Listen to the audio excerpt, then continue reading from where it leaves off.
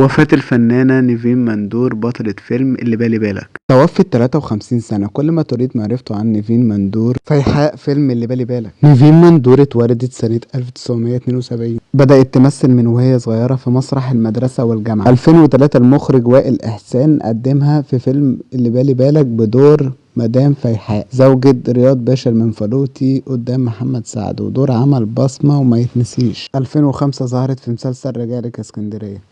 2006 شاركت في مسلسل مطعم تشي توتو وبعدها اختفت سنين طويلة. 2013 رجعت للأضواء بس المرة دي اتقبض عليها ومعاها مواد مخدرة. 2016 اتقبض عليها تاني بنفس التهمة والكلام زاد والإشاعات زادت أكتر. 2022 ظهرت في برنامج كلام الناس وقالت إن القضية كانت تخص أبوها وإنها خرجت براءة، وقالت كمان إن غيابها كان بسبب مرض والدتها، ولما فكرت ترجع تمثل أبوها قال لها لأ طبعا مش هترجعي. شائعة الجواز من محمد سعد انتشرت بعد نجاح فيلم اللي بالي بالك وهي نفتها تماما عن الحب والجواز. قالت إنها فكرت تتجوز عشان تخلف طفل وتهرب بيه من أبوه، وبعد كده رجعت في كلامها وقالت إنه حرام أحرم أب من ابنه. اتجوزت رجل أعمال وقالت إنها حبته 23 سنة وكانت زوجة تانية، وبعدها هو انفصل عن زوجته الأولانية وفضلت هي الزوجة.